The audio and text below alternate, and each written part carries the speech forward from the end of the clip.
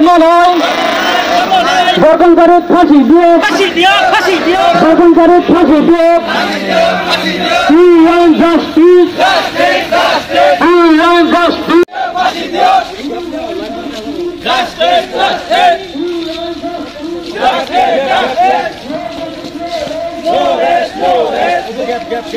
অপরাধী শাস্তি দিও অপরাধী শাস্তি দিও ধর্ষণকারীর ফাঁসি দিও ধর্ষণকারীর ফাঁসি দিও ধর্ষণকারীর ফাঁসি দিও আইন শৃঙ্খলা নিয়ন্ত্রণ করো আইন শৃঙ্খলা নিয়ন্ত্রণ করো আইন শৃঙ্খলা নিয়ন্ত্রণ করো No rest, no rest.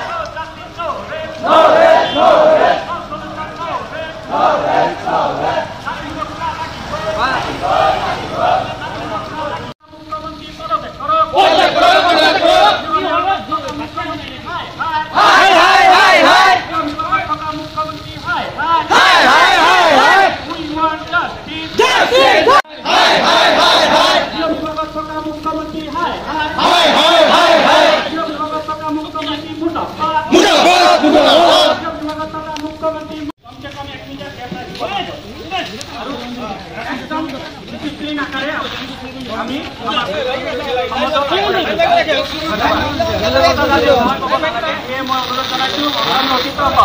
আপোনালোকে একজনে আৰু এজনৰ মাজত কমসে কম 1 মিটাৰ দূৰত্ব বজাই ৰাখিব ধন্যবাদ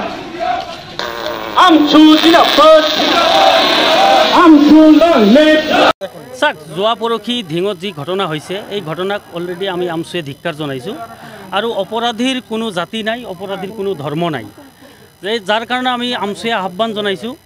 যে দোষী যিসকলে দোষীক শাস্তি দিয়ক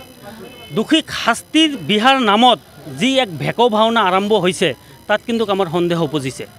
কাৰণ অসম আৰক্ষীয়ে দোষীক কৰায়ত্ব কৰি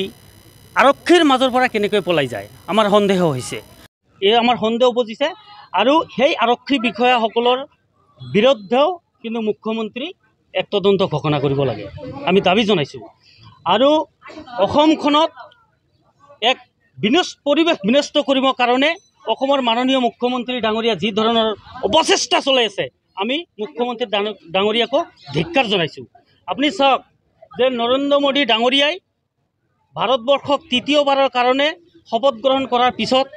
তেওঁৰ চৰকাৰখনতে